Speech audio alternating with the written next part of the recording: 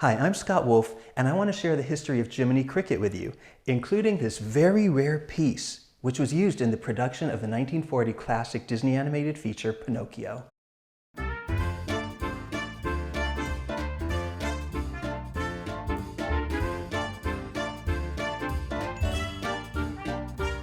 In the original 1883 story of Pinocchio, Jiminy Cricket didn't have a name. He was just a wise, talking cricket with good advice. But he was just a very small part of the story, and shortly after he was introduced, Pinocchio killed him. Luckily, Jiminy had a much better fate. But do you know how he got his name? It's actually quite comedic. You see, back in the 1930s when Pinocchio was being made, Jiminy Cricket was an expression. You might use it for exasperation, like, "Oh, Jiminy Cricket." Sometimes it was plural, like Jiminy Crickets. So it's a funny thing that might be lost on today's audience that a frustrated person might exclaim Jiminy Cricket and an actual Jiminy Cricket appears. When Jiminy sings "Give a Little Whistle," he's telling Pinocchio to just give a little whistle, but he sings "If your whistle's weak, yell Jiminy Cricket." Well, that's something Pinocchio might have naturally done if he was frustrated that he couldn't whistle. The phrase Jiminy Cricket was also used to show astonishment, like Jiminy Cricket. In Disney's version of Snow White, you could hear the dwarfs say it a couple times, such as when they discover Snow White in their bed. Jiminy Crickets! Gosh, gee! According to an issue of Silver Screen magazine from 1940, there were all kinds of suggestions thrown out for the cricket's name, from Cedric to Marmaduke. But Walt Disney said, why not name him Jiminy? Everyone knows that expression, Jiminy Cricket. In Pinocchio, Jiminy Cricket was voiced by a popular singer of the 1920s, Cliff Edwards. He was a major star who was known as Ukulele Ike. With just a ukulele and his own voice, he ended up selling more than 74 million records.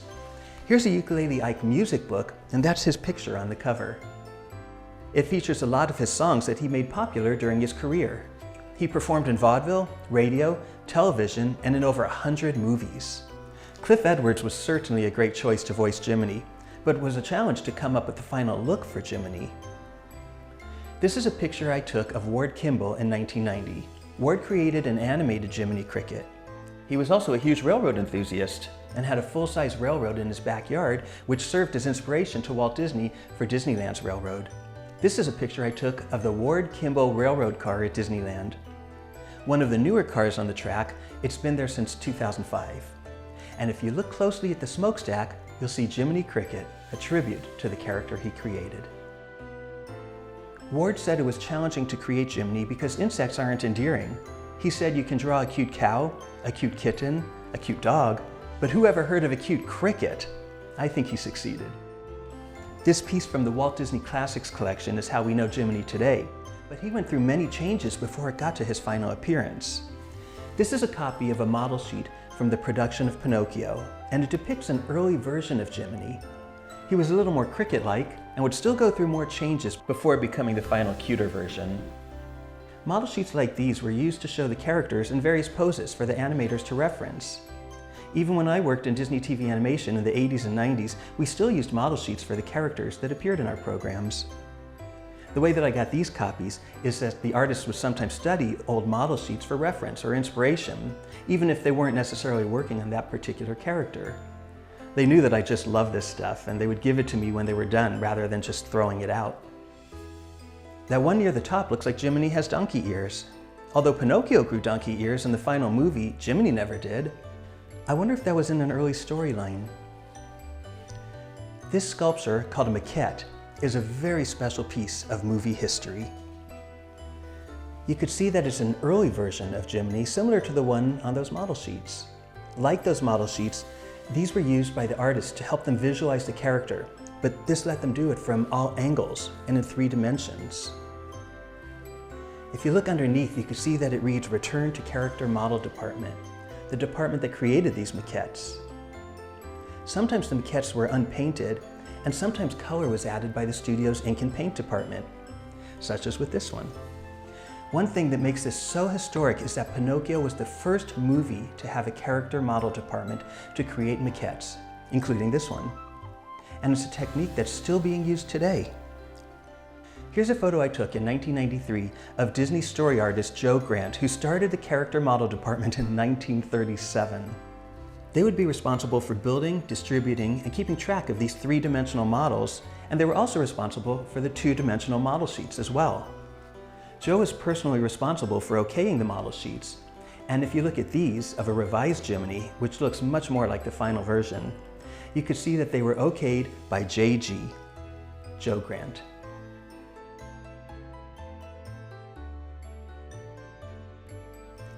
This piece of Jiminy artwork also has an interesting history. It was sold in the Art Corner shop in Disneyland. The shop was located in Tomorrowland from 1955 until 1966, and it sold pieces of artwork that were used in actual Disney productions, like this one. On the back, it still has the original foil sticker that reads, "This is an original hand-painted celluloid drawing actually used in a Walt Disney production, released exclusively by Disneyland." It's amazing that a cell like this appeared in a single frame of animation. Today, cells are coveted pieces of artwork that sell for hundreds and even thousands of dollars. But Disney was selling them in the 1950s for around $2, which is not a lot of money, even with the value of the dollar today. Many of the things sold at the Art Corner helped guests to learn about the animation process. They had flip books of Disney characters and books of how to draw the various characters as well, including Jiminy. While this cell is of Jiminy, it was not used in Pinocchio. Can you see what makes it different? The first thing that stands out to me is that Jiminy's umbrella is not red. His umbrella was always red in Pinocchio. According to Silver Screen magazine, Jiminy was such a tiny character that in some scenes it was hard to find him, and that bright red umbrella helped him pop out a bit. Jiminy appeared in a number of Disney animated shorts over the years, and I wonder if this is from one of those. This is a Jiminy Cricket postcard, which was also sold at the Art Corner. In keeping with the Disney animation theme, rather than just having a postcard with a photo on it, this is hand-drawn artwork. On the back, it reads, "This card was designed by the artists of the Walt Disney Studio to be sold exclusively by the Art Corner at Disneyland." I've always loved Jiminy Cricket. So much care and thought was put into the character, from his name to his design to the decision to use Cliff Edwards as his voice, who beautifully sang what would become a kind of anthem of the Walt Disney Company, "When You Wish Upon a Star." For years, that song opened the Disneyland television series, and it's played as you pass through the castle at Disneyland. A part of it is heard with the logo for Disney's feature films, and even the Disney Cruise Line blasts the first notes of the song out of the ship's horns when sailing away. It sounds like this.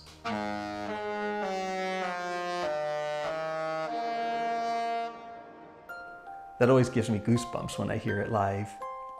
But it all started with this little guy, Jiminy Cricket, who reminded us that when you wish upon a star, your dreams really can come true.